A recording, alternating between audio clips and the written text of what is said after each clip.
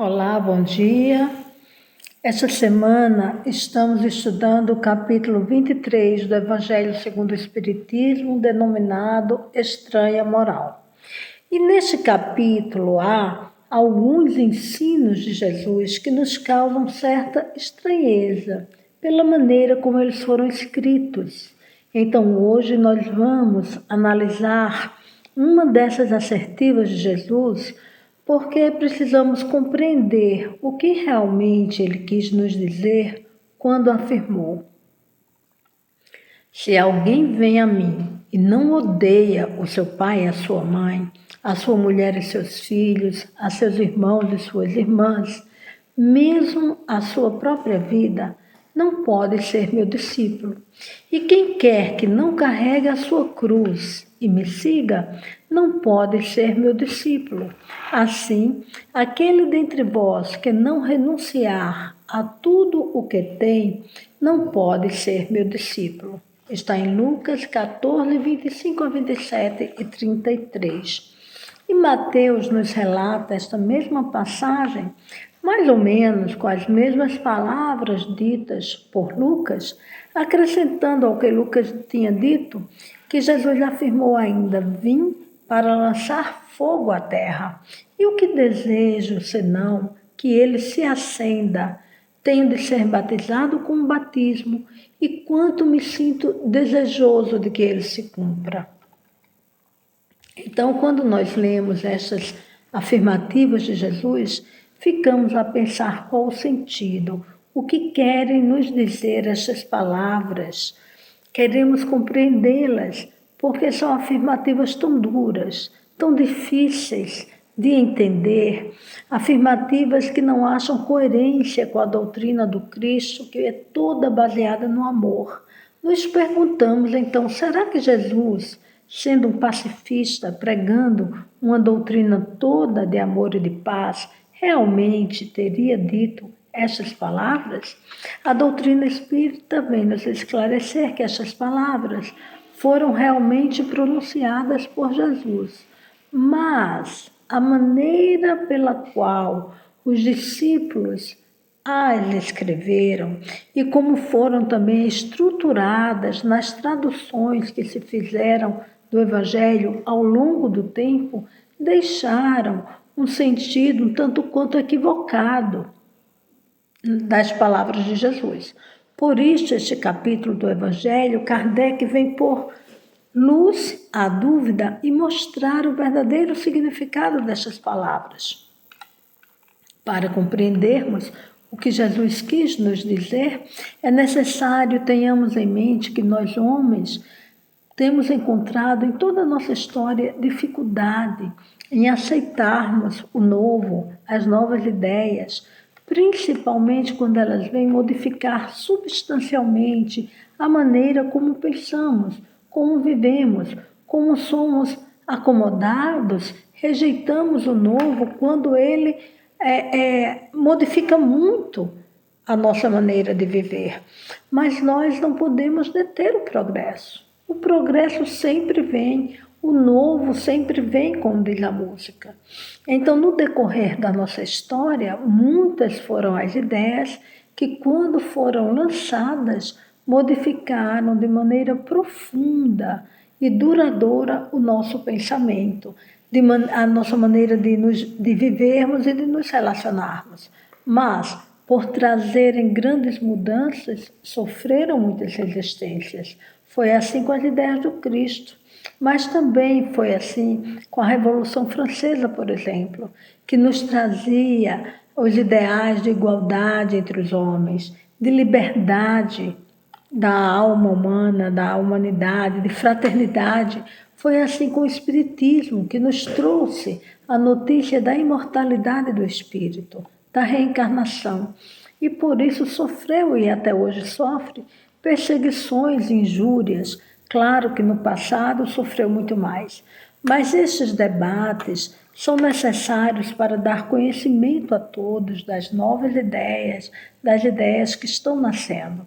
E não aceitamos com facilidade estes pensamentos grandiosos que abalam as estruturas do mundo, porque nos falta ainda capacidade espiritual, maturidade espiritual para entendermos as verdades celestes. Por isso, as revelações de Deus aos homens se dão de tempos em tempos, e à medida que eles vão assimilando a verdade já trazida.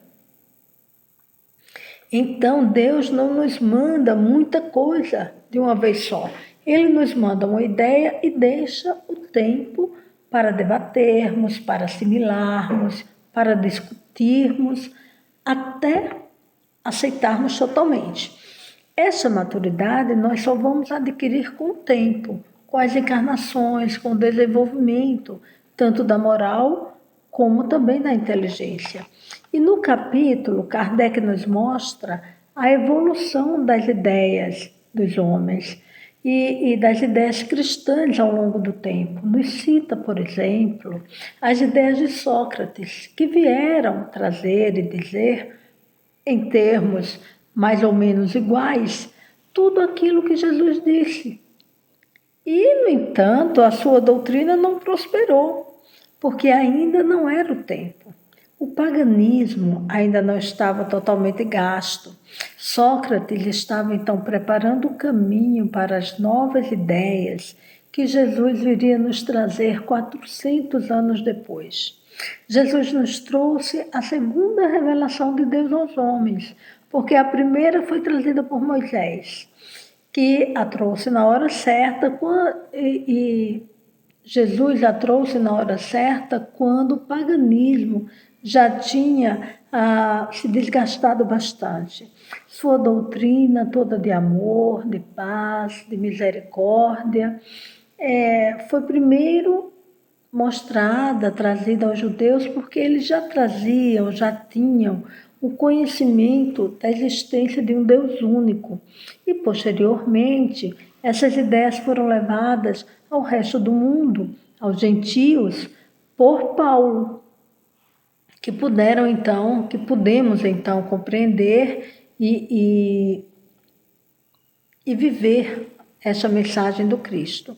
Nos mostrou Jesus, em sua doutrina de amor, que Deus, o nosso Pai, não era um Pai vingativo, como estava antes no pensamento comum das pessoas. Ao contrário, era um Pai amoroso, piedoso, cheio de misericórdia, embora justo.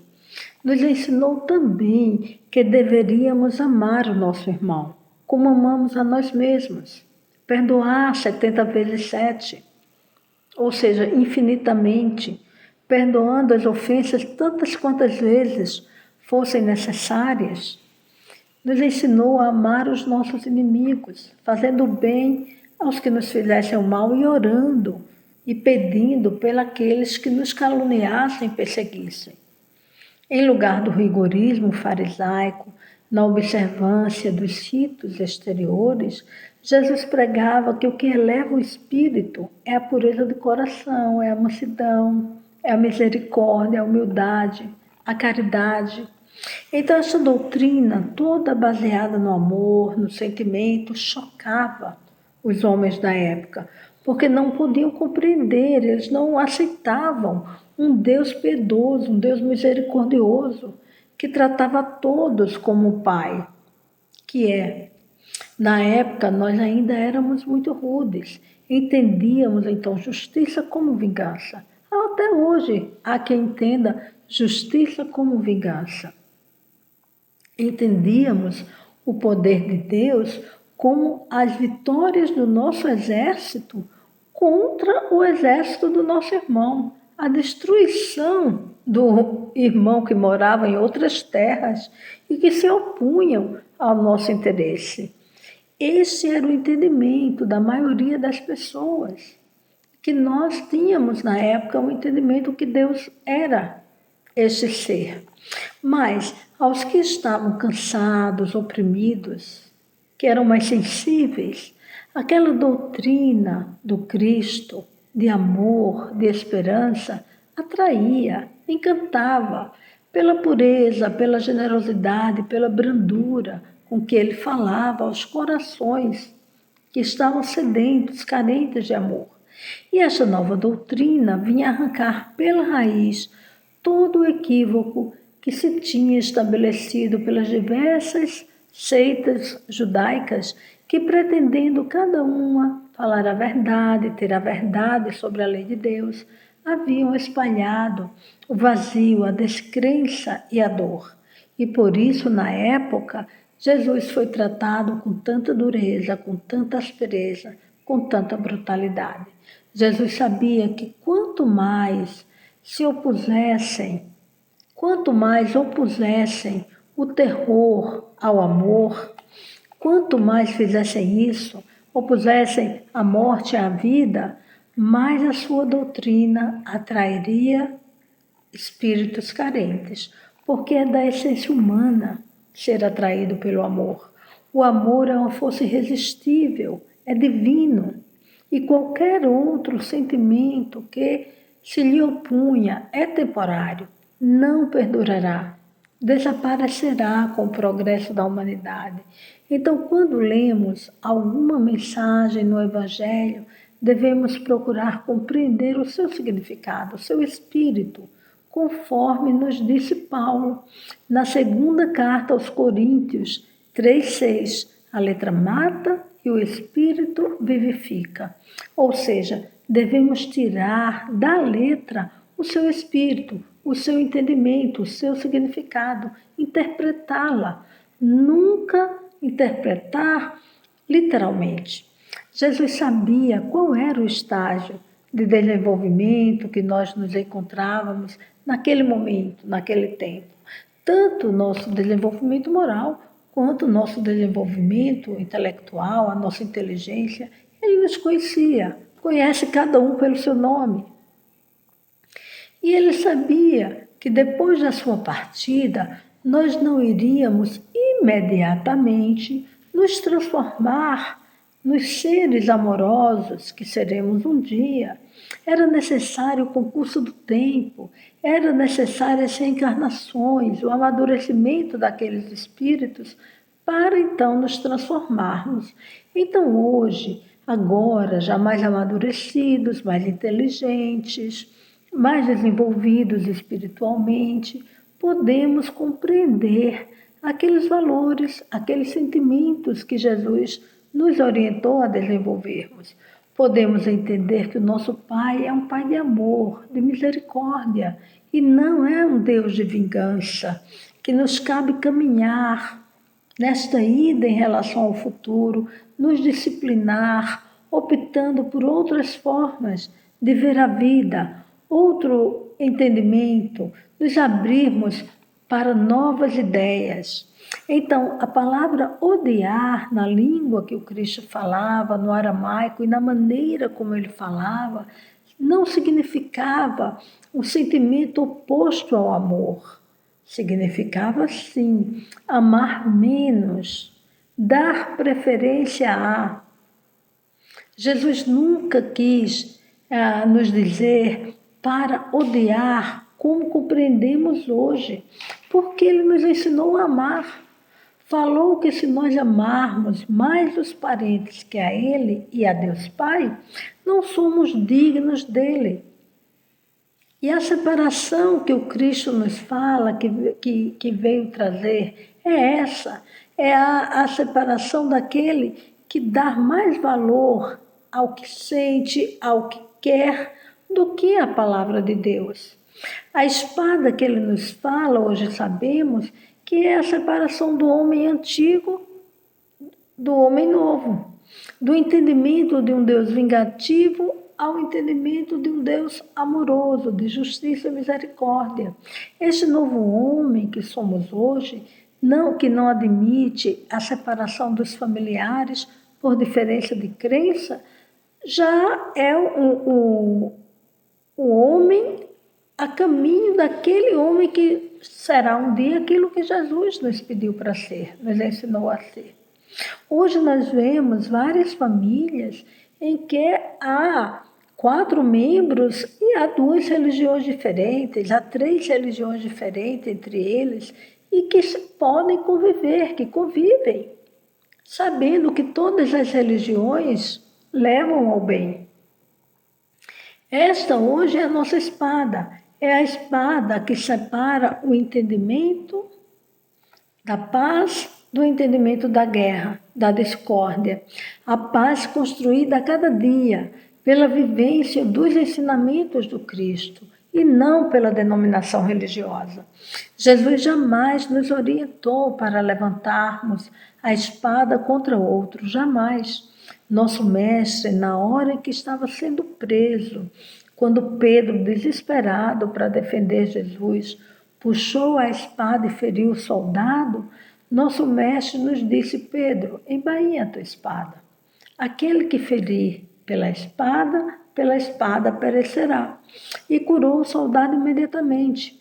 Em outro momento, que encontramos esta lição em Mateus 5, 43 a 47, em outro momento, Jesus disse: aquele que falasse alguma palavra rude contra o seu irmão, mereceria ser condenado, querendo nos dizer para não ferir o irmão sequer com palavras. Quem dirá fisicamente, que dirá guerrear para matar o irmão ou instituir a discórdia entre os membros de uma mesma família, separando irmãos em lugar de juntá-los.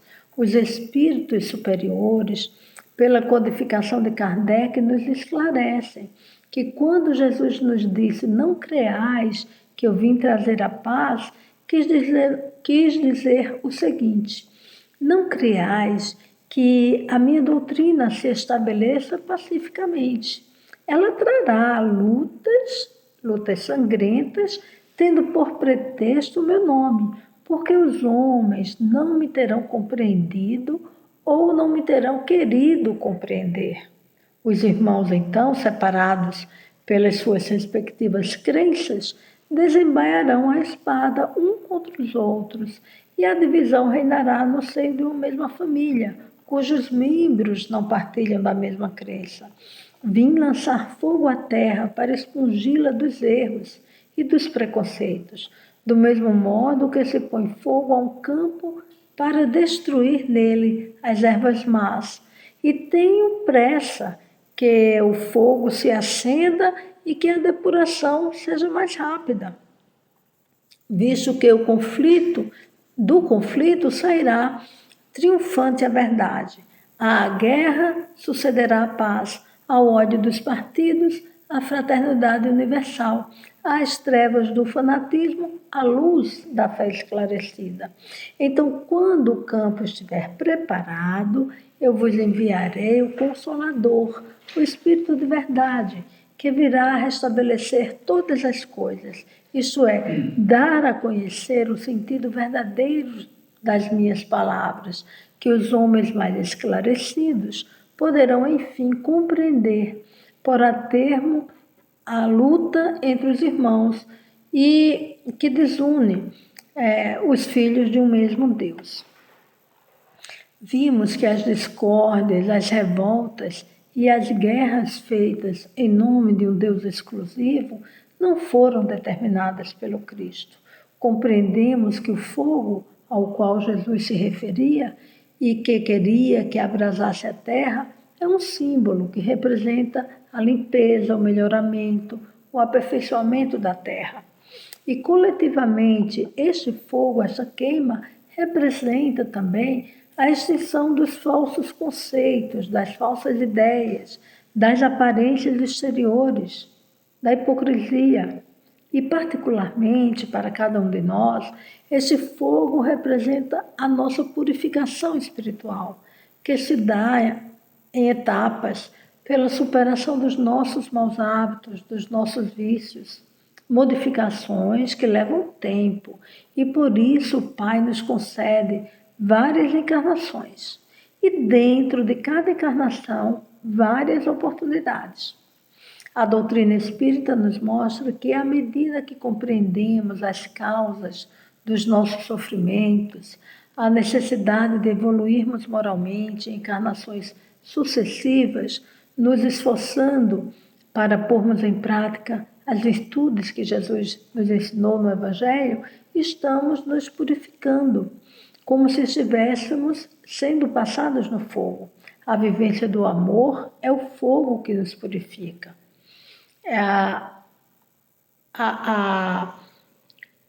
Aprendermos a sermos mais humildes e menos orgulhosos é um fogo que nos purifica. E por isso Jesus queria que ele nos abrasasse o mais depressa possível.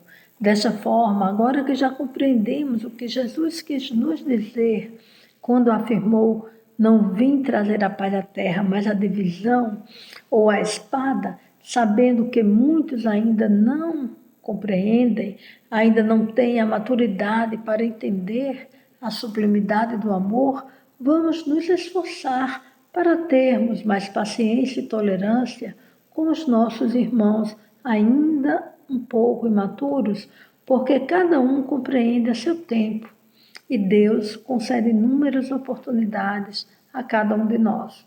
A nossa luta hoje é de ordem moral, é a luta para nos aperfeiçoarmos.